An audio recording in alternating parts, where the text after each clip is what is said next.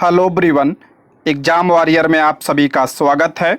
दोस्तों, आज की इस वीडियो में हम लोग ज्ञान बिंदु जीएस एकेडमी के जीके जीएस के टेस्ट के क्वेश्चन को डिस्कस करने वाले हैं।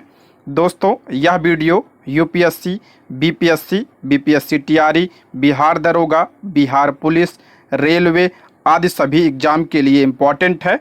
तो आप लोग वीडियो को लास्ट तक ध्यान से ज़रूर देखिएगा। और अगर आप इसका पीडीएफ चाहते हैं तो ज्वाइन कीजिए हमारे टेलीग्राम चैनल को, जिसका लिंक आपको डिस्क्रिप्शन बॉक्स या कमेंट बॉक्स में मिल जाएगा। तो चलिए शुरू करते हैं। दोस्तों, ये टेस्ट नंबर 1 है, तो इसके प्रश्नों को देखते हैं। आज का पहला प्रश्न है, भारत में सूचना का अधिकार किस वर्ष में पारित किया गया। मोस्ट इंपॉर्टेंट प्रश्न है, कई सारे एग्जाम में प्रश्न पूछा जा चुका है। भारत में सूचना का अधिकार किस वर्ष में पारित किया गया, तो इसका राइट आंसर हो जाएगा ऑप्शन सी, वर्ष 2005 में। वर्ष 2005 में सूचना का अधिकार अधिनियम आया था। ठीक है।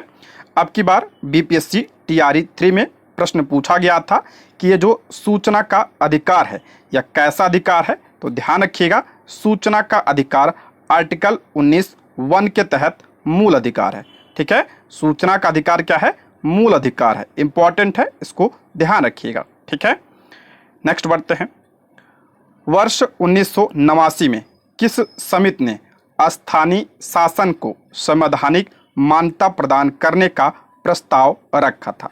वर्ष 1989 में किस समिति ने स्थानीय शासन को संवैधानिक मान्यता प्रदान करने का प्रस्ताव रखा था? तो इसका राइट आंसर हो जाएगा ऑप्शन सी, एल.एम. थुंगन समिति। एल.एम. थुंगन समिति का गठन कब हुआ था? 1989 में इसका गठन हुआ था। ठीक है। अगर हम बात करते हैं अशोक मेहता समिति की, अशोक मेहता समिति का गठन कब हुआ था?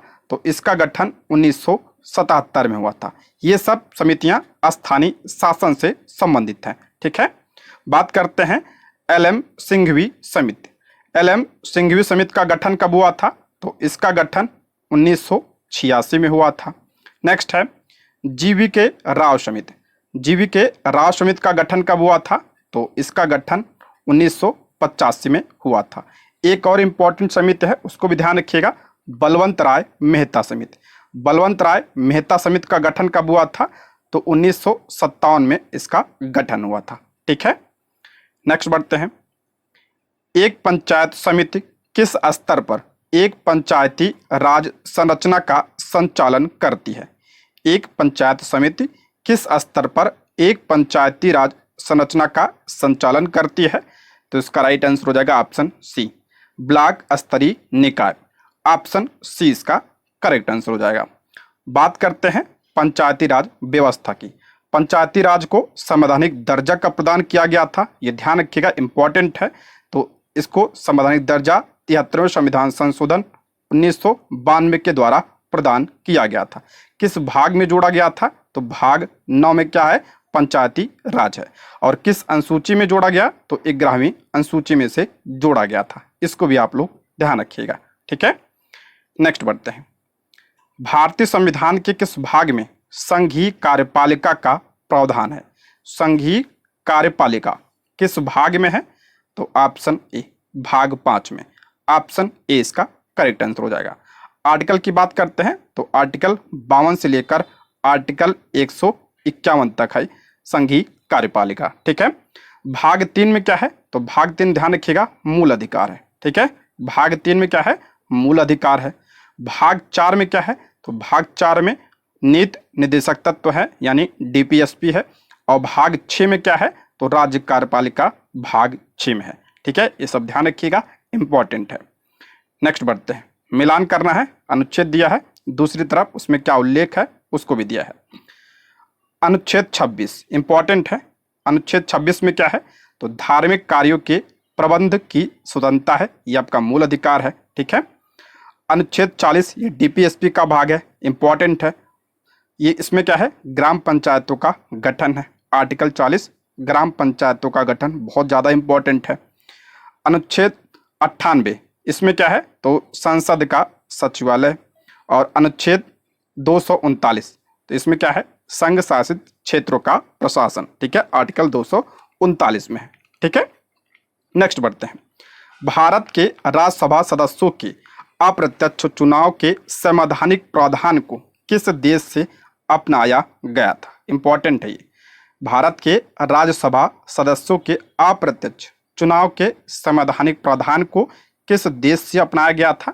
तो ये दक्षिण अफ्रीका से अपनाया गया था, ठीक है। ऑप्शन बी इसका करेक्ट आंसर हो जाएगा। अगर हम बात करते हैं दक्षिण अफ्रीका से और क्या लिया गया है, तो संविधान संशोधन की प्रक्रिया भी दक्षिण अफ्रीका से लिया गया है, इसको भी आप लोग ध्यान रखिएगा, ठीक है। बात करें जर्मनी की, जर्मनी से क्या लिया गया है, ध्यान से सुनिएगा, ये सब इंपॉर्टेंट है। जर्मनी से आपातकाल के दौरान मूल अधिकारों का निलंबन, ये जर्मनी से लिया गया है, ठीक है। अमेरिका से क्या लिया गया, बहुत ज़्यादा इंपॉर्टेंट है, तो ध्यान रखिएगा, मूल अधिकार अमेरिका से लिया गया है। और क्या लिया गया है, संविधान की सर्वोच्चता, ये भी अमेरिका से लिया गया है।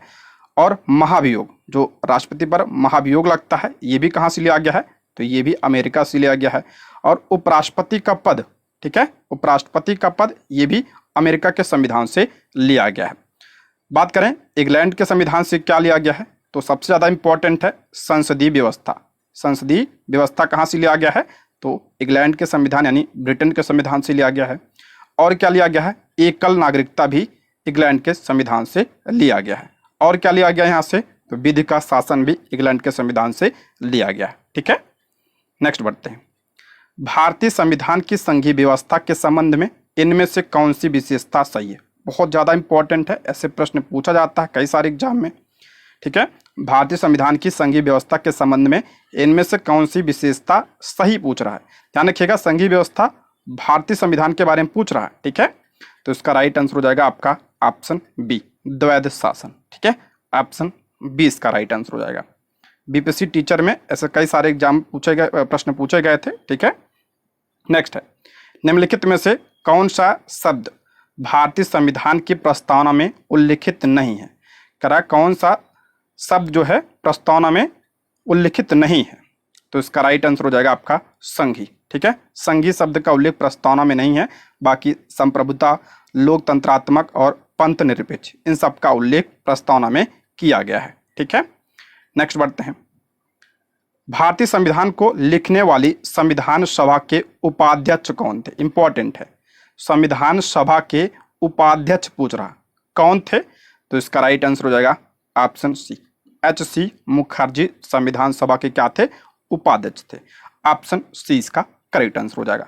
अगर हम बात करते हैं संविधान सभा के पहले अध्यक्ष कौन थे, संविधान सभा के पहले अध्यक्ष कौन थे, तो ध्यान रखिएगा, संविधान सभा के पहले अध्यक्ष सच्चिदानंद सिन्हा थे, ठीक है। सच्चिदानंद सिन्हा जो है संविधान सभा के क्या थे? पहले अध्यक्ष थे। और ये ध्यान रखिएगा अस्थायी अध्यक्ष थे, ठीक है, अस्थायी अध्यक्ष थे सच्चिदानंद सिन्हा, और ये पहले अध्यक्ष थे। अगर हम बात करें संविधान सभा के अस्थायी अध्यक्ष कौन थे, अस्थायी अध्यक्ष तो डॉक्टर राजेंद्र प्रसाद संविधान सभा के अस्थायी अध्यक्ष थे, ठीक है। नेक्स्ट है, भारतीय संविधान की प्रथम बैठक में किसने भाग नहीं लिया? इंपॉर्टेंट है, भारतीय संविधान सभा की प्रथम बैठक में किसने भाग नहीं लिया? तो इसका राइट आंसर हो जाएगा ऑप्शन डी, मुस्लिम लीग ने भाग नहीं लिया था। ऑप्शन डी इसका राइट आंसर हो जाएगा। संविधान सभा की पहली बैठक हुई कब थी? ये भी इंपॉर्टेंट है, ध्यान रखिएगा, 9 दिसंबर 1946 को संविधान सभा की पहली बैठक हुई थी, और जिसकी अध्यक्षता किसने किया था? सच्चिदानंद सिन्हा ने इसकी अध्यक्षता की थी, ठीक है। और वे संविधान सभा के क्या थे? अस्थायी अध्यक्ष थे। बी.एन. राव की बात कर लेते हैं। बी.एन. राव ध्यान रखिएगा, ये संविधान सभा के संवैधानिक सलाहकार थे, ठीक है। नेक्स्ट है, 1793 के चार्टर अधिनियम द्वारा नियंत्रण बोर्ड के सदस्यों तथा कर्मचारियों के वेतन किसके राजस्व में से देने की व्यवस्था की गई? 1793 के चार्टर अधिनियम द्वारा नियंत्रण बोर्ड के सदस्यों तथा कर्मचारियों के वेतन किसके राजस्व में से देने की व्यवस्था की गई? तो इसका राइट आंसर हो जाएगा ऑप्शन ए, भारतीय राजस्व में से। ऑप्शन ए इसका करेक्ट आंसर हो जाएगा। नेक्स्ट है, शिवाजी की अंतिम विजय थी, शिवाजी की अंतिम विजय कौन सी थी? तो इसका राइट आंसर हो जाएगा ऑप्शन ए, जिंजी की विजय। ऑप्शन ए इसका राइट आंसर हो जाएगा। नेक्स्ट, जात और सवार निम्नलिखित में से किस प्रशासनिक प्रणाली से संबंधित है? जात और सवार किससे संबंधित था? तो इसका राइट आंसर हो जाएगा ऑप्शन बी, मनसबदारी व्यवस्था से। ऑप्शन बी इसका राइट आंसर हो जाएगा। ठीक है, मनसबदारी व्यवस्था की बात करते हैं। इसकी शुरुआत किसने किया था? तो अकबर ने इसकी शुरुआत की थी। नेक्स्ट, गुलाम वंश की वास्तविक स्थापना द्वारा डैश द्वारा की गई। देखिए, गुलाम वंश की स्थापना किसने किया था? कुतुबुद्दीन ऐबक ने गुलाम वंश की स्थापना की थी। यहाँ पे वास्तविक नहीं होगा। अगर पूछा जाए गुलाम वंश का वास्तविक संस्थापक किससे माना जाता है, तो गुलाम वंश का वास्तविक संस्थापक इल्तुतमिश को माना जाता है। ठीक है, और गुलाम वंश की स्थापना किसने किया था? कुतुबुद्दीन ऐबक ने गुलाम वंश की स्थापना की थी। कब? 1206 ईस्वी में। ठीक है, नेक्स्ट, किस चंदेल राजा ने महमूद गजनवी का सामना किया था? किस चंदेल राजा ने महमूद गजनवी का सामना किया था? तो राजा विद्याधर ने। ठीक है, ऑप्शन सी विद्याधर। नेक्स्ट, शिलालेखों का अध्ययन डैश कहलाता है? इंपॉर्टेंट है, पूछा गया है कई बार। शिलालेखों का अध्ययन क्या कहलाता है? उसे एपिग्राफी कहा जाता है। ऑप्शन बी इसका राइट आंसर हो जाएगा। ठीक है, ऑप्शन बी। नेक्स्ट, सिंधु सभ्यता के इनमें से किन स्थलों में जलाशयों के साक्ष्य मिले हैं? मोस्ट इंपॉर्टेंट है। सिंधु सभ्यता के इनमें से किन स्थलों में जलाशयों के साक्ष्य मिले हैं? तो जलाशय के साक्ष्य कहाँ से मिले हैं? तो इसका राइट आंसर हो जाएगा ऑप्शन बी, धौलावीरा से। ऑप्शन बी इसका राइट आंसर हो जाएगा। और धौलावीरा है कहाँ पे? तो ये गुजरात में है। ठीक है, कालीबंगा से क्या प्राप्त हुआ था? इंपॉर्टेंट है, अब की बार बीपीएससी टीआरई में पूछा गया है ये। कालीबंगा यहाँ से जुते हुए खेत के साक्ष्य प्राप्त हुए थे। ठीक है, जुते हुए खेत के साक्ष्य कहाँ से? कालीबंगा से प्राप्त हुए थे। लोथल भी इंपॉर्टेंट है। लोथल से क्या प्राप्त हुआ था? तो यहाँ से बंदरगाह के साक्ष्य प्राप्त हुए थे। ठीक है, बंदरगाह के साक्ष्य कहाँ से? लोथल से प्राप्त हुए थे। नेक्स्ट है, समुद्रगुप्त की प्रयाग प्रशस्ति में कौशल के शासक का क्या नाम था? समुद्रगुप्त की प्रयाग प्रशस्ति में कौशल के शासक का क्या नाम था? तो इसका राइट आंसर हो जाएगा option C, Mahendra. Option C इसका करेक्ट आंसर हो जाएगा। प्रयाग प्रशस्ति की बात करते हैं, इसकी रचना भी पूछा जाता है। इसकी रचना किसने किया था? तो हरिशेन ने इसकी रचना की थी। ठीक है, हरिशेन कौन था? तो ये समुद्रगुप्त का दरबारी कवि था। ठीक है, हरिशेन ने इसकी रचना की थी प्रयाग प्रशस्ति की। ठीक है, इंपॉर्टेंट है, इसको भी ध्यान रखिएगा। नेक्स्ट बढ़ते हैं, सुनामी डैश के कारण नहीं होती है? पूछ रहा है सुनामी जो है किसके कारण नहीं होती है? तो सुनामी जो है ऑप्शन ए, तूफान के कारण नहीं होती है। ऑप्शन ए, बाकी समुद्र के नीचे भूस्खलन, भूकंप, ज्वालामुखी विस्फोट, इन सब वजह से क्या होता है? सुनामी आती है। ठीक है, ये ध्यान रखिएगा, इंपॉर्टेंट है। नेक्स्ट, किस परिघटना की उपस्थिति से किसी क्षेत्र में व्यापारिक पौने कमजोर हो जाती है? कह रहा है किस परिघटना की उपस्थिति में किसी क्षेत्र में व्यापारिक पौने कमजोर हो जाती हैं? किसकी वजह से? तो इसका राइट आंसर हो जाएगा ऑप्शन सी, एल नीनो की वजह से। ऑप्शन सी इसका राइट आंसर हो जाएगा। और एल नीनो का उद्गम कहाँ से होता है? तो ये पूर्वी प्रशांत महासागर से। नेक्स्ट है, निम्नलिखित में से कौन सा विश्व का कॉफी पोर्ट कहलाता है? विश्व का कॉफी पोर्ट कौन सा है? तो सैंटोस बंदरगाह। ठीक है, ऑप्शन बी इसका राइट आंसर हो जाएगा, सैंटोस। ये क्या है? विश्व का काफी बंदरगाह है। और ये कहाँ पे है? तो ये ब्राजील में। ठीक है, अगर पूछा जाए सर्वाधिक कॉफी का उत्पादन कहाँ पे होता है? तो ब्राजील में सर्वाधिक कॉफी का उत्पादन होता है। अगर भारत में पूछा जाए तो भारत में कहाँ पे होता है? तो कर्नाटक में सबसे ज्यादा कॉफी होता है। ठीक है, नेक्स्ट बढ़ते हैं, जापान का सुदूर उत्तरी द्वीप है। जापान का उत्तरी द्वीप पूछ रहा है। देखिए, जो जापान है ये 4 द्वीप से मिलकर बना है। कौन कौन सा है? तो आपका क्यूशू, शिकोकू, होकांडो और हांशू। तो इसमें पूछ रहा है कौन सा जो है उत्तरी है? तो इसका राइट आंसर हो जाएगा होकाइडो। ऑप्शन सी इसका करेक्ट आंसर हो जाएगा। ठीक है, ये उत्तर में है। नेक्स्ट, निम्न में से कौन सा ग्लोबल कॉमन्स का एक भाग है? कह रहा कौन सा ग्लोबल कॉमन्स का एक भाग है, यानी किस पर जो है सबका अधिकार है? तो ऑप्शन डी इसका राइट आंसर हो जाएगा, अंटार्कटिका। ऑप्शन डी इसका करेक्ट आंसर हो जाएगा। नेक्स्ट है, भारत के पश्चिम में कौन सा समुद्र स्थित है? भारत के पश्चिम में पूछ रहा है। देखिए भारत है ऐसे, तो पूछ रहा पश्चिम में कौन सा है, तो यहाँ आप सभी को पता है अरब सागर है, और इधर क्या आपका बंगाल की खाड़ी है, तो इसमें हो जाएगा ऑप्शन डी इसका राइट आंसर हो जाएगा। ठीक है, पश्चिम में क्या है, अरब सागर है। नेक्स्ट है, मिलान करना है, देखते हैं। दक्कन ट्रैप, दक्कन ट्रैप किससे संबंधित है? तो इसका राइट आंसर हो जाएगा क्रिटेशियस आदि नूतन हो जाएगा इसका। पश्चिमी घाट ये उत्तर नूतन हो जाएगा। अरावली की बात करते हैं तो प्री कैम्ब्रियन काल में। नर्मदा ताप्ती जलोढ़ विशेष ये किस काल में? तो ये आपका कैम्ब्रियन हो जाएगा। ठीक है, इसका राइट आंसर हो जाएगा ऑप्शन सी इसका करेक्ट आंसर हो जाएगा। नेक्स्ट है, निम्नलिखित में से कौन सी एक नदी हिमालय पार यानी ट्रांस हिमालय नदी है? करा कौन सी नदी हिमालय पार, जिसे आप लोग ट्रांस हिमालय के नाम से जानते हैं, कौन है उसमें कौन सी नदी है? तो इसका राइट आंसर हो जाएगा ऑप्शन बी, सतलुज नदी। क्या है ये? ट्रांस हिमालय की नदी है। ऑप्शन क्या हो जाएगा? बी इसका करेक्ट आंसर हो जाएगा। ठीक है, सतलुज नदी की बात करते हैं, इसका उद्गम स्थल तो ये तिब्बत के मानसरोवर झील के पास राक्षस ताल झील से निकलती है। ठीक है, राक्षस ताल झील से यह निकलती है।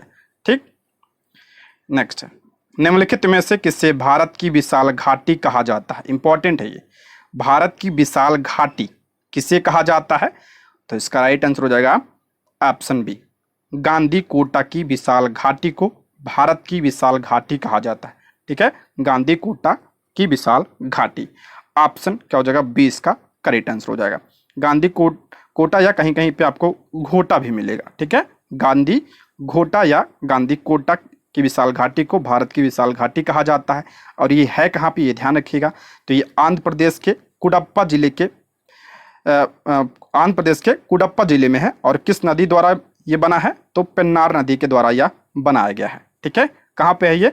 आंध्र प्रदेश में है। और इसे भारत का the hidden grand canyon of India कहा जाता है। इसे the hidden grand canyon of India कहा जाता है, इसको भी ध्यान रखिएगा। नेक्स्ट है, डैश की काली मिट्टी वाले क्षेत्र को दक्कन उद्भेदन के नाम से जाना जाता है। करा है, डैश की काली मिट्टी वाले क्षेत्र को दक्कन उद्भेदन यानी दक्कन ट्रैप के नाम से जाना जाता है। किसे? तो प्रायद्वीपीय पठार को दक्कन ट्रैप के नाम से जाना जाता है, आप सभी को पता है। ऑप्शन डी इसका राइट आंसर हो जाएगा, प्रायद्वीपीय पठार। काली मिट्टी किसके लिए उपजाऊ होती है? तो कपास के लिए उपजाऊ होती है, इसको भी ध्यान रखिएगा। नेक्स्ट है, उष्णकटिबंधीय सदाबहार वन भारत के इनमें से किस राज्य में पाए जाते हैं? इंपॉर्टेंट है ये, उष्णकटिबंधीय सदाबहार वन भारत के किस राज्य में पाए जाते हैं? कई सारे एग्जाम में प्रश्न बना है, इंपॉर्टेंट है ये। कहाँ पर पाया जाता है ये? तो इसका राइट आंसर हो जाएगा ऑप्शन ए, केरल में। ऑप्शन ए इसका राइट आंसर हो जाएगा। उष्णकटिबंधीय सदाबहार वन कहाँ पाया जाता है? जहाँ पर वर्षा 200 सेंटीमीटर से अधिक होती है और जहाँ पे तापमान उच्च होता है यानी अधिकतम होता है, वहाँ पर उष्णकटिबंधीय सदाबहार वन पाए जाते हैं। जैसे आपका केरल हो गया, तमिलनाडु हो गया, असम हो गया, नागालैंड वगैरह, इन सब जगहों पर ये पाए जाते हैं। ठीक है, नेक्स्ट है, विश्व Saraiya iron and steel workers के संदर्भ में क्या असत्य है? असत्य पूछा है, इसमें क्या असत्य है? तो इसमें इसका राइट आंसर हो जाएगा ऑप्शन सी, संयंत्र के समीप बड़े पैमाने पर कोयला प्राप्त होता है। ये आपका क्या है? गलत है। ध्यान रखिएगा, विश्व Saraiya iron and steel workers ये है कहाँ पे? तो ये भद्रावती कर्नाटक में है। तो कर्नाटक में कोयला थोड़ी ना पाया जाता है, इसलिए ऑप्शन सी इसका राइट आंसर हो जाएगा। ठीक है, बाकी आपका यह संयंत्र बाबा बुदन की पहाड़ियों के मानगुंडी से लौह अयस्क प्राप्त करता है। ठीक है, ये ध्यान रखिएगा। संयंत्र को जल भद्रावती नदी से प्राप्त होता है, ये भी आपका सही है। ठीक है, ये गलत है। ठीक, नेक्स्ट है, साधु बेट द्वीप किस भारतीय राज्य का एक हिस्सा? इंपॉर्टेंट है ये, साधु बेट द्वीप किस भारतीय राज्य का एक हिस्सा है? ये साधु बेट द्वीप कहाँ पे है? गुजरात में है। ऑप्शन डी इसका राइट आंसर हो जाएगा। आप सभी को पता है जो स्टैचू ऑफ यूनिटी है, ठीक है, स्टैचू ऑफ यूनिटी जो सरदार पटेल की मूर्ति जो लगी है वो उसी द्वीप पर लगी है, इंपॉर्टेंट है इसलिए। ठीक है, नेक्स्ट है, मिलान करना है, जनजाति दिया है और प्रदेश दिया है। भील की बात करते हैं तो भील आपका मालवा का क्षेत्र, यानी आपका मध्य प्रदेश गुजरात वगैरह का जो एरिया आता है वहाँ पे भील जनजाति मिलती है। थारू की बात करते हैं, ये आपका उत्तर प्रदेश उत्तराखंड पाई जाती है, यानी तराई क्षेत्र में। ठीक है। गोंड की बात करते हैं तो ये बस्तर, वही आपका छत्तीसगढ़ मध्य प्रदेश का एरिया। टोडा तो ये आपका नीलगिरी, इंपॉर्टेंट है। टोडा जनजाति नीलगिरी पर्वत श्रेणी पाई जाती है, इंपॉर्टेंट है। ठीक है। नेक्स्ट बढ़ते हैं। निम्नलिखित में से कौन सा वृक्ष पर्यावरण के लिए खतरा? आप सभी को पता होगा कौन सा वृक्ष पर्यावरण के लिए खतरा है, तो यूकेलिप्टस का वृक्ष। ठीक है, ऑप्शन बी इसका राइट आंसर हो जाएगा। और इसे पर्यावरण का आतंकवादी भी कहा जाता है, यूकेलिप्टस को। ठीक है। नेक्स्ट है, निम्नलिखित पर्यावरण को बचाने के 3 आर में नहीं है, कौन सा जो है आपका 3 आर नहीं है, 3 आर जिसे कहा जाता है, तो इसमें कौन सा नहीं है? रिसोर्स नहीं है। ठीक है, रिसोर्स नहीं है। बाकी आपका रिड्यूस, रिसाइकल और रीयूज, यानी आपका क्या हो जाएगा? रिड्यूस यानी कम करना, रिसाइकल यानी पुनः चक्रण, और रीयूज यानी पुनः उपयोग। ये आपका क्या है? पर्यावरण को बचाने के लिए 3 आर है। ये इंपॉर्टेंट है, मैंने कई बार इसके बारे में पढ़ाया है। ठीक है। नेक्स्ट है, भारत का प्रथम national centre for marine biodiversity स्थित है। भारत का प्रथम national centre for marine biodiversity स्थित है, ये कहाँ पे है? ये तो जामनगर गुजरात में स्थित है। ये ऑप्शन डी इसका करेक्ट आंसर हो जाएगा। नेक्स्ट है, किस वर्ष में भारत के गवर्नर जनरल को वायसराय की उपाधि दी गई थी? आप सभी को पता होगा भारत के गवर्नर जनरल को वायसराय की उपाधि किस वर्ष दी गई थी? तो ये 1858 में दी गई थी। और भारत का पहला वायसराय कौन था? तो लॉर्ड कैनिंग भारत का पहला वायसराय था। ठीक है, लॉर्ड कैनिंग। नेक्स्ट, निम्नलिखित में से कौन स्वतंत्रता आंदोलन के भारत छोड़ो चरण के एकमात्र शहीद थे जिन्हें फांसी दी गई थी? इंपॉर्टेंट है। निम्नलिखित में से कौन स्वतंत्रता आंदोलन के भारत छोड़ो यानी भारत छोड़ो आंदोलन के एकमात्र शहीद थे जिन्हें फांसी दी गई थी? तो इसका राइट आंसर हो जाएगा कुशाल कुंवर। ऑप्शन सी इसका करेक्ट आंसर हो जाएगा। इन्हें फांसी कब दी गई थी? ध्यान रखिएगा, 15 जून 1943 को इन्हें फांसी दी गई थी। कहाँ पे? तो जोरहाट जेल में इन्हें फांसी दी गई थी। नेक्स्ट, महात्मा गांधी ने दांडी यात्रा किस आश्रम से प्रारंभ की थी? मोस्ट इंपॉर्टेंट है, सभी को पता भी होगा ये। महात्मा गांधी ने दांडी यात्रा किस आश्रम से प्रारंभ किया था? तो साबरमती आश्रम से यह प्रारंभ किया था। ऑप्शन ए इसका राइट आंसर हो जाएगा।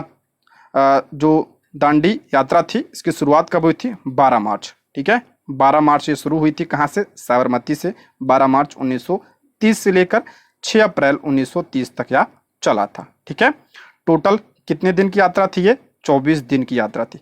आपकी बीपीएससी टीआरई 3 में पूछा गया था ये कितने मील की यात्रा थी? तो ध्यान रखिएगा 241 मील की यह यात्रा थी, ये भी ध्यान रखिएगा। नेक्स्ट है, निम्न में से कौन नील आयोग का अध्यक्ष था? नील आयोग का अध्यक्ष कौन था? तो इसका राइट आंसर हो जाएगा ऑप्शन बी, WS सीटनकर नील आयोग का अध्यक्ष था। अच्छा, नील आयोग का गठन कब हुआ था ये भी ध्यान रख लीजिए। तो 1860 में इसका गठन हुआ था। ठीक है। नेक्स्ट है, 1770 ईस्वी में आरंभ हुए सन्यासी विद्रोह का प्रमुख केंद्र कहाँ था? इंपॉर्टेंट है ये। सन्यासी विद्रोह का प्रमुख केंद्र कहाँ था? तो बंगाल में था। ऑप्शन ए इसका राइट आंसर हो जाएगा, बंगाल। सन्यासी विद्रोह की बात करते हैं, पूछा जाता है इसका उल्लेख कहाँ पे मिलता है? तो आनंद मठ। ध्यान रखिएगा, आनंद मठ जो है ये किस पर आधारित है? तो सन्यासी विद्रोह पर यह आधारित है। अब की बार बीपीएससी टीआरई 3 में पूछा गया था कि आनंद मठ जो है इसका प्रकाशन कब हुआ था, ये भी ध्यान रखिएगा। तो इसका प्रकाशन 1782 में इसका प्रकाशन हुआ था। ठीक है, 1782 नहीं 1882 में इसका प्रकाशन हुआ था।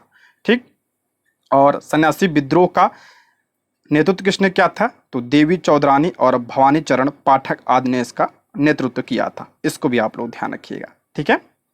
नेक्स्ट है, निम्नलिखित में से किस वर्ष में मद्रास एजेंसी को प्रेसिडेंसी का दर्जा दिया गया था? किस वर्ष में मद्रास एजेंसी को प्रेसिडेंसी का दर्जा दिया गया था? तो 1655 ईस्वी में। Option B. नेक्स्ट, पहले नगर निगम की स्थापना 1688 में डैश के पूर्व प्रेसिडेंसी टाउन में ब्रिटिश काल के दौरान दी गई थी। दौरान की गई थी। यानी पहले प्रेसिडेंसी की स्थापना कब की गई थी? 1688 में। कौन सी प्रेसिडेंसी थी? Madras presidency, option C. ठीक है, नेक्स्ट है 1815 में भारत का पहला सर्वेयर जनरल किसे नियुक्त किया गया था? 1815 में भारत का पहला सर्वेयर जनरल किसे नियुक्त किया गया था? तो कॉलिन मैकेंजी को, ऑप्शन ए। नेक्स्ट है अंग्रेजों द्वारा सर्वप्रथम कहवा बागान लगाए गए थे। अंग्रेजों द्वारा सर्वप्रथम कहवा बागान कहाँ पर लगाए गए थे? तो वायनाड जनपद में लगाए थे। देखिए इसमें सी और डी एक ही दिया है। ठीक है, नेक्स्ट है मिलान करना है, समुद्री यात्री दिया है और किस देश से थे वो दिया है। वास्को डिगामा इंपॉर्टेंट है। वास्को डिगामा कहाँ का था? सभी को पता होगा, पुर्तगाल का था। 1498 में यह भारत आया था। ठीक है, कहाँ का निवासी था? पुर्तगाल का निवासी था और ये प्रथम यूरोपी था और प्रथम पुर्तगाली था जो भारत आया था। क्रिस्टोफर कोलंबस ये कहाँ का था? तो ये आपका कहाँ का था? ये स्पेन का था। ठीक है, कोलंबस कहाँ का था? स्पेन का। और कैप्टन कुक ये ब्रिटेन का था। और तस्मान ये कहाँ का था? तो ये नहीं, कैप्टन कुक कहाँ था? कहाँ का? ये ब्रिटेन का था और तस्मान हॉलैंड। ठीक है, नेक्स्ट है सामुदायिक प्रतिनिधित्व की अवधारणा निम्न में से किसकी है? इंपॉर्टेंट है, सामुदायिक प्रतिनिधित्व की अवधारणा किसकी है? तो ये दुर्खीम की अवधारणा है। ठीक है, दुर्खीम, ऑप्शन 20 का राइट आंसर हो जाएगा दुर्खीम। नेक्स्ट, एक संस्था डैश से बनती है। जो संस्था होती है वो किससे बनती है? तो ऑप्शन बी, नियमों एवं विधियों से, ऑप्शन 20 का राइट आंसर हो जाएगा। नेक्स्ट बढ़ते हैं, निम्नलिखित में से कौन सा हिंदुस्तानी शास्त्रीय संगीत का मुखर रूप नहीं है? कौन सा हिंदुस्तानी शास्त्रीय संगीत का मुखर रूप नहीं है? तो ऑप्शन बी, पखावज, ऑप्शन 20 का करेक्ट आंसर हो जाएगा। नेक्स्ट, निम्न में से कौन सा एप्लीकेशन सॉफ्टवेयर नहीं है? इंपॉर्टेंट है, कंप्यूटर का प्रश्न है, कई सारे एग्जाम में पूछा जाता है। ठीक है, निम्न में से कौन सा एप्लीकेशन सॉफ्टवेयर नहीं है? तो इसका राइट आंसर हो जाएगा option A, operating system, option A इसका करेक्ट आंसर हो जाएगा। नेक्स्ट, इनमें से कौन सा एक आउटपुट डिवाइस है? कौन सा एक आउटपुट डिवाइस है? तो प्रोजेक्टर, ऑप्शन 20 का राइट आंसर हो जाएगा। नेक्स्ट है, फिशर ने किसे सत्ता की राजनीतिक कलाकार कहा? इंपॉर्टेंट है, फिशर ने किसे सत्ता की राजनीतिक कलाकार कहा है? तो मैकियावेली को, ऑप्शन डी इसका राइट आंसर हो जाएगा मैकियावेली। नेक्स्ट, अमेरिका में उपनिवेशवासियों के सभी वर्गों में आपसी तालमेल नहीं के बराबर था, परंतु किस एक्ट ने इन्हें एक कर दिया? कह रहा अमेरिका में उपनिवेशवासियों के सभी वर्गों में आपसी तालमेल नहीं था, परंतु किस एक्ट ने इन्हें एक कर दिया? तो स्टाम्प एक्ट ने, ऑप्शन ए, स्टाम्प एक्ट। और ये आया कब था? तो 1765 में यह आया था स्टाम्प एक्ट। नेक्स्ट, बिस्मार्क को प्रसा का चांसलर कब नियुक्त किया गया? इंपॉर्टेंट है, बिस्मार्क को प्रसा का चांसलर कब नियुक्त किया गया था? तो इसका राइट आंसर हो जाएगा ऑप्शन ए, दिसंबर 1862 में, ऑप्शन ए इसका राइट आंसर हो जाएगा। ये सब प्रश्न वर्ड हिस्ट्री के हैं, इंपॉर्टेंट है। Next, graphical user interface computer की किस पीढ़ी के दौरान विकसित किया गया था? ग्राफिकल यूजर इंटरफेस कंप्यूटर की किस पीढ़ी के दौरान विकसित किया गया था? तो ऑप्शन सी, चौथी पीढ़ी। नेक्स्ट है, पट्टचित्र किस राज्य की पारंपरिक पेंटिंग है?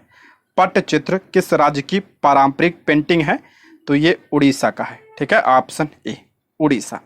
नेक्स्ट, भारत का पहला पोशाक संग्रहालय कहाँ पर स्थित है? भारत का पहला पोशाक संग्रहालय ये कहाँ पे है? गोवा में, ऑप्शन ए। ये सब प्रश्न स्टैटिक जीके का है, इंपॉर्टेंट है, कई सारे एग्जाम में पूछा जाता है। ठीक है दोस्तों, इसमें जितने भी प्रश्न हैं बहुत इंपॉर्टेंट है। यदि आप किसी भी एग्जाम की तैयारी कर रहे हैं जिसमें जीएस के प्रश्न पूछे जाते हैं तो ये सभी के लिए इंपॉर्टेंट है, तो आप लोग वीडियो को लास्ट तक जरूर देखिएगा। ठीक है, नेक्स्ट बढ़ते हैं।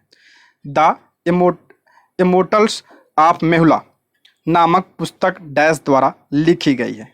तो इसका राइट आंसर हो जाएगा अमीश त्रिपाठी की पुस्तक है ये, ऑप्शन डी। नेक्स्ट, अल्लाह रखा किस वाद्य यंत्र से संबंधित है? अल्लाह रखा किस वाद्य यंत्र से संबंधित है? तो ये तबला से, ठीक है, ऑप्शन सी तबला। नेक्स्ट है, निम्नलिखित में से किसका मिलान सही नहीं है? पूछ रहा है किसका मिलान सही नहीं है, इंपॉर्टेंट है। राष्ट्रीय उद्यान और अभ्यारण्य दिया है, अब पूछ रहा है कहाँ पर स्थित है। पहला है किश्तवाड़ राष्ट्रीय उद्यान, हिमाचल प्रदेश दिया है, गलत है, यही आपका सुमेलित नहीं है, ऑप्शन ए इसका राइट आंसर हो जाएगा। किश्तवाड़ राष्ट्रीय उद्यान ये कहाँ पे है, तो ध्यान रखिएगा जम्मू कश्मीर में है ये, ठीक है। बाकी आपका कुलिक पक्षी अभ्यारण्य पश्चिम बंगाल में है, वसंदा राष्ट्रीय उद्यान गुजरात में है, और बनकापुर मयूर अभ्यारण्य कर्नाटक में है, इसको भी आप लोग ध्यान रखिएगा। नेक्स्ट है, निम्नलिखित में से कौन सा सही सुमेलित है? अंतर्राष्ट्रीय संगठन दिया है और मुख्यालय दिया है, पूछ रहा कौन सा सही सुमेलित है। पहला है विश्व आर्थिक मंच पेरिस, नहीं, विश्व आर्थिक मंच का मुख्यालय कहाँ पे है?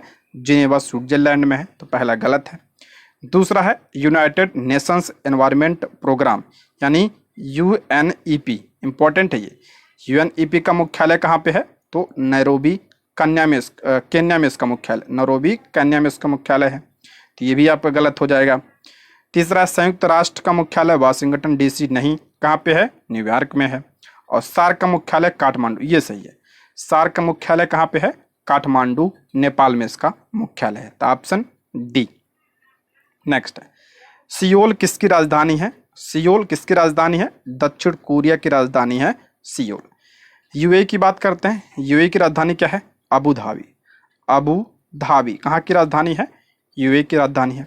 नीदरलैंड की राजधानी क्या है? तो एम्स्टर्डम। एम्स्टर्डम जो है कहाँ की राजधानी है? नीदरलैंड की राजधानी है। ताइवान की राजधानी क्या है? Taipei city. Taipei city Taiwan की राजधानी है। नेक्स्ट, भारतीय राष्ट्रीय अंतरिक्ष अनुसंधान समिति का गठन कब किया गया? भारतीय राष्ट्रीय अंतरिक्ष अनुसंधान समिति का गठन कब किया गया? तो इसका गठन वर्ष 1969 में किया गया था, ऑप्शन बी। नेक्स्ट, भारत का पहला पोलिनेटर पार्क कहाँ स्थित है? भारत का पहला पोलिनेटर पार्क ये उत्तराखंड में है, ऑप्शन डी। नेक्स्ट है, निक्सन गोल्ड कप किस खेल से संबंधित है? निक्सन गोल्ड कप ये फुटबॉल से संबंधित है, ठीक है, ऑप्शन बी इसका राइट आंसर हो जाएगा, फुटबॉल। नेक्स्ट है, यहाँ पे बेंड होगा, bend your back. Bend your back walk का प्रयोग किस खेल में किया जाता है? तो ये क्रिकेट में इसका प्रयोग किया जाता है, ठीक है, क्रिकेट, ऑप्शन ए। नेक्स्ट है, भारतीय ओलंपिक संघ की स्थापना किस वर्ष में की गई थी? ध्यान रखिएगा ये भारतीय ओलंपिक संघ की बात हो रही है यहाँ पे, इसकी स्थापना कब हुई थी? तो 1927 में भारतीय ओलंपिक संघ की स्थापना हुई थी। अगर पूछा जाए कि अंतर्राष्ट्रीय ओलंपिक संघ की स्थापना कब हुई थी, तब ध्यान रखिएगा 1894 में अंतर्राष्ट्रीय ओलंपिक संघ की स्थापना हुई थी। नेक्स्ट है, मोतियों का द्वीप के नाम से किससे जाना जाता है? मोतियों का द्वीप किसे कहा जाता है? तो बहरीन को मोतियों का द्वीप कहा जाता है, ऑप्शन ए हो जाएगा इसका, ठीक है। नेक्स्ट है, मिलान करना है, भौतिक राशि दिया है और इकाई दिया है, इंपॉर्टेंट है, हर एग्जाम में प्रश्न बनता है इससे। त्वरण की बात करते हैं, त्वरण का मात्रक क्या होता है? मीटर प्रति सेकंड स्क्वायर इसका मात्रक होता है। बल का मात्रक सभी को पता होगा, न्यूटन होता है। कार्य का मात्रक क्या होता है? जूल होता है। और आवेग का मात्रक क्या होता है? न्यूटन सेकंड होता है, ठीक है, इंपॉर्टेंट है ये, ध्यान रखिएगा। नेक्स्ट है, ध्वनि का तारत्व किस पर निर्भर करता है? इंपॉर्टेंट है, जो ध्वनि का तारत्व होता है यानी पिच होता है, ये किस पर निर्भर करता है? तो ये आवृत्ति पर निर्भर करता है, पूछा गया है ये, ऑप्शन ए। नेक्स्ट है, जब किसी अणु द्वारा प्रकाश प्रकीर्णित होता है और प्रकीर्णित प्रकाश की आवृत्ति परिवर्तित होती है, तो इस घटना को क्या कहते हैं? कह रहा, जब किसी अणु द्वारा प्रकाश प्रकीर्णित होता है और प्रकीर्णित प्रकाश की आवृत्ति परिवर्तित होती है, तो इस घटना को क्या कहा जाता है? तो इसे रमन प्रभाव कहा जाता है, ऑप्शन बी इसका राइट आंसर हो जाएगा। दोस्तों, यदि आप हमारे चैनल पर नए हैं तो प्लीज़ चैनल को सब्सक्राइब करें, और अगर आपको वीडियो पसंद आती है तो लाइक, शेयर और कमेंट करें, और कोई सुझाव हो तो उसको आप लोग कमेंट बॉक्स में जरूर बताइएगा, ठीक है। नेक्स्ट है, निम्न युग्मों में से कौन सा एक कण प्रतिकण युग्म है? कौन सा प्रतिकण युग्म है? तो ऑप्शन ए इलेक्ट्रॉन और पॉजिट्रॉन, ऑप्शन ए इसका राइट आंसर हो जाएगा। नेक्स्ट है, मिलान करना बहुत ज़्यादा इंपॉर्टेंट है, ये समस्थानिक दिया है, रेडियो समस्थानिक, और पूछ रहा है इसका उपयोग, ठीक है। पहला है, आर्सेनिक 74 का प्रयोग किसमें किया जाता है? तो ट्यूमर के इलाज में किया जाता है। कोबाल्ट 60 का प्रयोग यानी कोबाल्ट 60 कैंसर में इसका प्रयोग किया जाता है, मोस्ट इंपॉर्टेंट है ये। आयोडीन 131 का प्रयोग किसमें किया जाता है, तो थायराइड ग्रंथि की सक्रियता।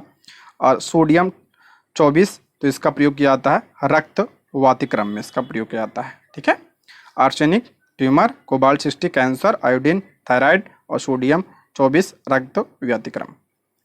नेक्स्ट है, स्पर्मोलॉजी में किसका अध्ययन किया जाता है, इंपॉर्टेंट है ये, पूछा गया है ये। स्पर्मोलॉजी में किसका अध्ययन किया जाता है, तो बीज का अध्ययन किया जाता है इसमें, ऑप्शन ए इसका राइट आंसर हो जाएगा। नेक्स्ट, हरा कशिश का रासायनिक सूत्र क्या है, हरा कशिश का रासायनिक सूत्र क्या होता है, तो इसका रासायनिक सूत्र होता है FeSO4 × 7H2O, ऑप्शन सी। इसका ध्यान रखिएगा, रासायनिक नाम क्या होता है, फेरस सल्फेट इसका रासायनिक नाम होता है, ऐसा भी दे सकता है। ठीक है, फेरस सल्फेट। नेक्स्ट है, घटपड़ी के निम्नलिखित भागों में से कौन सा एक घट में रूपांतरित होता है। घटपड़ी यानी जो कीड़ बच्ची पौधा होता है उसमें, उसका पूछ रहा है कि निम्नलिखित भागों में से कौन सा एक घट में रूपांतरित होता है, यानी कौन सा जो है घट यानी घड़े के आकार का होता है, बनता है पत्ता, ऑप्शन बी। नेक्स्ट है, मिलान करना है, खोज दिया है और वैज्ञानिक के नाम दिए हैं। ठीक है, डीएनए की संरचना की खोज किसने किया था, सभी को पता होगा, वाटसन और क्रिक ने किया था, इंपॉर्टेंट है। ABO रक्त समूह यानी रक्त समूह की खोज किसने किया था, कार्ल लैंडस्टीनर ने किया था।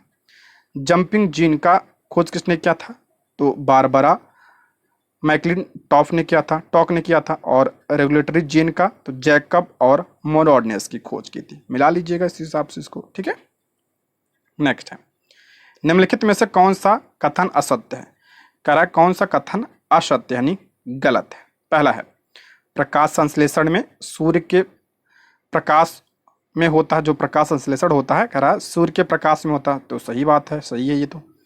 प्रकाश संश्लेषण में CO2 का उपयोग होता है, कार्बन डाइऑक्साइड का, ये भी आपका करेक्ट है। प्रकाश संश्लेषण में O2 का उपयोग होता नहीं, O2 का उपयोग नहीं होता, O2 क्या होता है इसमें उप उत्पाद होता है, तो ये आपका क्या हो जाएगा गलत, ऑप्शन सी। और प्रकाश संश्लेषण में O2 बाहर निकलता है, बिल्कुल सही है ये। ठीक है, नेक्स्ट है, गैसों के दो विशिष्ट ताप इसके द्वारा संबंधित हैं, तो इसका राइट आंसर हो जाएगा ऑप्शन बी, इसका करेक्ट आंसर हो जाएगा। नेक्स्ट है, मिलान करना है, ओके पर जर्मेनियम तो हो जाएगा अचालक, कमरे के ताप पर जर्मेनियम तो ये हो जाएगा आंतरिक अर्धचालक हो जाएगा। ठीक है, और इंडियम के साथ डाला गया जर्मेनियम तो ये हो जाएगा आपका P टाइप अर्धचालक हो जाएगा। और आर्सेनिक के साथ डूबा जर्मेनियम तो ये N टाइप अर्धचालक है। ठीक है, नेक्स्ट है, प्रकाशी सूक्ष्मदर्शी के बारे में निम्नलिखित में से कौन सा कथन सही है। सूक्ष्मदर्शी के बारे में दिया है, जो प्रकाशी सूक्ष्मदर्शी बारे में। ठीक है, इसमें पूछ रहा है कौन सा कथन आपका सही है। पहला, सूक्ष्मदर्शी में नेत्रिका और अभिदृश्यक दोनों ही उत्तल लेंस के होते हैं, बिल्कुल सही है, इसमें उत्तल लेंस का प्रयोग होता है। सूक्ष्मदर्शी का आवर्धक अभिदृश्यक की फोकस दूरी के बढ़ने के साथ बढ़ता है, यह आपका गलत है। सूक्ष्मदर्शी का आवर्धन सूक्ष्मदर्शी नलिका की लंबाई पर निर्भर करता, ये आपका है करेक्ट है। सूक्ष्मदर्शी की नेत्रिका एक अवतल लेंस होता है, ये आपका गलत है, यानी आपका पहला सही है, तीसरा सही है, तो ऑप्शन क्या हो जाएगा ए, इसका करेक्ट आंसर हो जाएगा। 1 और 3 करेक्ट है। नेक्स्ट है, ताजे दूध का pH मान 6 है, जब यह खट्टा हो जाता है तो pH मान क्या है। कह रहा है खट्टा हो जाता है तो खट्टा हो जाता है नहीं, अम्लीय हो जाता है तो अम्लीय क्या होगा, ये आपका 6 से कम हो जाता है। ठीक है, तो इसका राइट आंसर हो जाएगा ऑप्शन ए, इसका करेक्ट आंसर हो जाएगा। आप सभी को पता है जब pH 7 होता है तो वो क्या होता है, उदासीन होता है। ठीक है, क्या होता है, उदासीन होता है, जैसे आपका जल हो गया। 7 से कम होता है pH तो क्या होता है, अम्लीय होता है, 7 से अगर कम होता है। ठीक है, अगर 7 से ज़्यादा होता है तो pH क्या होता है, क्षारीय होता है। नेक्स्ट बढ़ते हैं, निम्नलिखित में से कौन सा एक सही पूछ रहा है, कौन सा एक सही है। ठीक है, तो पहला इसमें ऑप्शन सी सही है। ठीक है, किसी तत्व की परमाणु संख्या वही होती है जो उसके परमाणु के नाभिक के प्रोटॉनों की संख्या होती है, इंपॉर्टेंट है ये। क्या होता है, परमाणु संख्या वही होती है जो आपका प्रोटॉनों की संख्या होती है, सभी को पता है, ऑप्शन सी इसका राइट आंसर हो जाएगा। नेक्स्ट बढ़ते हैं, मिलान करना है, लाइसोसोम, लाइसोसोम आपका स्वतः पाचन हो जाएगा। माइक्रोसोम की बात करते हैं तो ये अंतः प्रद्रवी जालिका का एक भाग होता है माइक्रोसोम। माइक्रोट्यूबल्स क्या होता है, तो ये आपका हो जाएगा साइटोपंजर। और गाल्जी का है, इसका हो जाएगा स्रावी कणिका। ठीक है। नेक्स्ट है केकड़े डैश प्रजाति के अंतर्गत आते हैं। जो केकड़ा होता है किसके अंतर्गत आता है, तो ये आर्थ्रोपोडा के अंतर्गत आता है। ठीक है, आर्थ्रोपोडा, यानी हो जाएगा ऑप्शन सी इसका राइट आंसर हो जाएगा। नेक्स्ट है निम्नलिखित में से कौन सा सही पूछ रहा है, करा कौन सा सही है, तो इसका हो जाएगा पहला, यानी जाइलम वाहिनियों वाहिकाओं जाइलम मृदु ऊतक और जाइलम तंतुओं से बना होता है। ठीक है, ऑप्शन क्या हो जाएगा ए इसका राइट आंसर है। अच्छा, जाइलम क्या करता है, तो जल का परिवहन करता है जाइलम। ठीक है। नेक्स्ट है निम्न कथनों पर विचार कीजिए। इसमें पहला, आवर्त में बाएं से दाएं जाने पर इलेक्ट्रॉन बंधुता का मान बढ़ता है। ये आवर्त की बात हो रही है इसमें, तो ये आपका क्या है करेक्ट है। इसमें पहला ही सही है, यानी केवल एक आपका करेक्ट है। नेक्स्ट बढ़ते हैं, अगला है रिंग वर्म नामक बीमारी डैश के कारण होती है। रिंग वर्म किसकी वजह से होता है, तो कवक की वजह से होता है आपका रिंग वर्म नामक बीमारी। ठीक है। नेक्स्ट बढ़ते हैं 1857 की क्रांति का आरंभ बिहार में सर्वप्रथम कहाँ से शुरू हुआ। इंपॉर्टेंट है, 1857 की क्रांति का आरंभ बिहार में सर्वप्रथम कहाँ से शुरू हुआ, तो ये बिहार में सर्वप्रथम रोहिणी, ऑप्शन सी इसका राइट आंसर हो जाएगा। ये किस जिले में है, देवघर जिले में है। और यहाँ पे जो है 1857 की क्रांति की शुरुआत कब हुई थी, 12 जून 1857 को। ठीक है। नेक्स्ट है बिहार के किस सुल्तान की शेर से रक्षा करने के कारण शेर शाह को शेर खां की उपाधि दी गई। देखिए प्रश्न कैसे पूछ रहा है, इंपॉर्टेंट है ये। कह रहा बिहार के किस सुल्तान की शेर से रक्षा करने के कारण शेर शाह को शेर खां की उपाधि दी गई थी, तो बहार खां की रक्षा किया था किसने, शेर शाह ने, इसलिए उसे शेर खां की उपाधि दी गई थी, ऑप्शन बी। नेक्स्ट है कांवर झील प्रवासी पक्षियों के लिए प्रसिद्ध है या बिहार के किस जिला में स्थित है। बहुत ज़्यादा इंपॉर्टेंट है, कई बार ये पूछा गया है।